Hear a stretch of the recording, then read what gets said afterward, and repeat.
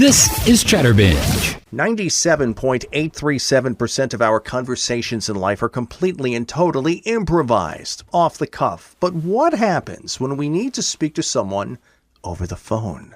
All of a sudden, we begin to sweat. Well, women perspire, men sweat, and we worry about what we are going to say. But Caryn, the question is, have you ever rehearsed what you were going to say before making a phone call? You did that like a movie trailer. Thank you. I have. I actually have. You have? Not in the same way that you might be thinking of. Again, I hate to keep harping on the fact that I'm a brain aneurysm survivor. I'm bored to tears with it myself. Sometimes my brain does not process the way I need it to, which sounds very bizarre. I kind of have to halt and grab a word that might not be there as readily as it used to be. That's fine. I'm also getting older, so who knows what part of that is part of the aging process. But if it's an important phone call, I sometimes have to make an outline or notes of things that I really want to cover, because it's very easy for me, as evidenced by our show sometimes, to get very waylaid and go off in other directions and get onto a different tangent there. And so, yeah, I use that tool if it's a business call potentially, or if there's really something that I need to address that's important, to make sure that I just cover my bases and make sure that I get it all out. But is that what you were asking? And where did you get that percentage number? Just making that up? I made it up. I believed you. You're a really good actor. I actually believe that you've somehow managed, because you do so much research.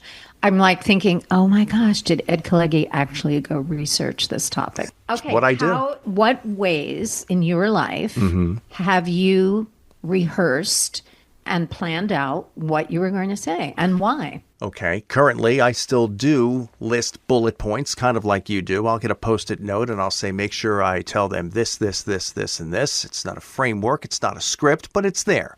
It's funny. I don't do that when you and I are here on Zoom or when we're in person or I'm with anybody else in person, but I do that for phone calls. But going back, way back into time, when I was 16, 17 years old, and I was the young Ed Kalegi on the make, as they say, and you would get the girl's phone number, and you would call her house, and you would get past the parent or the sibling, and there she would be on the phone. I would be in utter panic. What do I say now? So what I would do, I would create an entire phone outline on loose leaf paper. Yes, loose leaf paper. And you would get the black Papermate pen that had the eraser at the end, so you could correct your mistakes leading up to the phone call. I would have this entire outline set up. It was a schematic diagram of how to conduct the phone call with little Miss Hotsy Totsy. All right, here we go. Paragraph 1, the introduction. Then, what's the first thing I want to bring up? What if she doesn't want to talk about that? I'd have an arrow drawn to issue 2, and we would go into that. I would have 3 or 4 retorts, couple serious, couple witty. I would have the whole thing mapped out. So when I got on the phone with her and I got past the parents, especially the father, all I had to do was flip through the pages, read my script, and set myself up. Wow. What I wouldn't give to be a fly on the wall back then. Well, first of all, it's cracking me up that we're talking about a time in our lives where you actually picked up a phone that was attached to the wall and waited for someone else on the other end. I mean, it's all pretty hilarious because that was so much my life as well.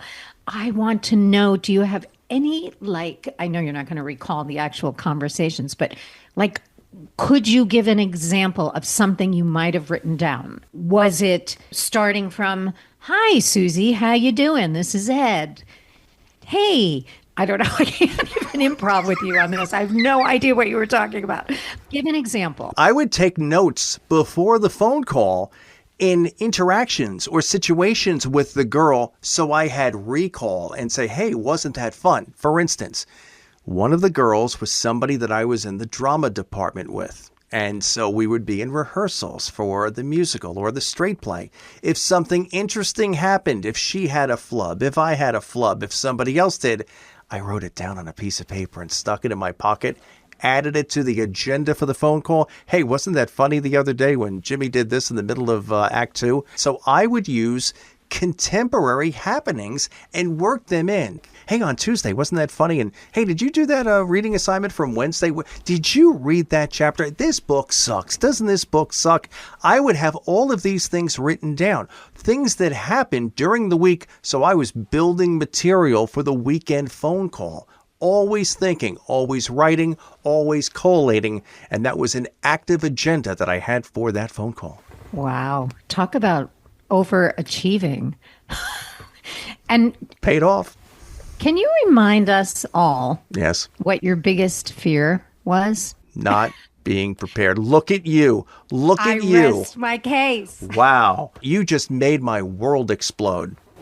Well, I appreciate that. I don't know if that was the task or the act of a master in psychology here, but it's so you. And I've gotten to know you from us doing these chats all the time and these segments. So it just fits right in there with your modus operandi. See And that? I, absolute opposite, especially in school and high school. Actually, I was the one being called, but I didn't feel any real pressure, I suppose, back in the day, because in those days, it was still a bit old-fashioned and you were being pursued sort of thing. So I don't remember ever calling a boy. I think it was still the time where boys called us on that phone that's hanging in the wall, and then you had to go around the corner and hide from your parents. Until I got a phone in my own room, which was a princess phone, and it was pink. Oh. I had a red princess phone in my room. You did? Yes, I did. And I am proud to say it. I had a princess phone. Totally emasculated me through the 1970s, but I had a princess phone. Takes a real man to admit that. Let me tell you. And I also had my own phone book. I wanted to have my own phone book and just, it made it official. So we had 2 phone books delivered to the house. Why did you want your own phone book? I was such an effed up kid. I'm telling you, What did you do with the phone book? I don't know. It's not like I made phone calls. I just thought, okay, I'm getting a phone in my room. I think I should have a phone book. So my father, who was a carpenter, built me a telephone shelf that was attached to the wall. The red princess phone was on the top, and in that slot was the phone book. Yeah. Okay. What?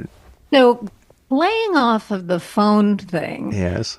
Did you ever make phony phone calls when you were a kid? We thought this was hilarious for some reason. In retrospect, it's so rude. But we would just pick out a number, just open the phone book and just find a number and call it up. And sometimes we would make a reference to their name. Who knows what we were doing? We were just doing stupid stuff. But somehow this was so much fun. And the phone book, that was like a really important part of our phony phone call process. Really? So hello, is this Mr. Richard Hertz? What do your friends call you? So oh, my God. You were doing stuff like that? Wow. Yes. That was really against my nature. With kids, you do what they do. You want to be what they are. You want them to accept you. You want them to think you're cool. So you do dumb stuff. I, with my princess phone, just started dialing numbers one day. And with the area code system, you can go anywhere. I made a phone call, just talking to a guy, asking him, what's the weather like there today? And all of a sudden, my mother grabbed the phone and asked where it was. I called a gas station in Hawaii. And this was just by pecking around with my dial. I direct dialed Hawaii, getting my Jones off by using my new princess phone. And I got into trouble when it turned out to be a $7 phone call on the bill a couple of weeks later. So there. What a rebel you were with your red princess phone at Kalegi. Wow, I've exposed myself in so many different ways in front of you. It's amazing. I'm Ed Kalegi. Ooh. And I'm Caryn Richman. And this is Chatterbinge. This is Chatterbinge with Ed Kalegi and Caryn Richman. And don't forget to hit that subscribe button so you can always catch our best guest conversations and segments right here on the YouTube home of Chatterbinge.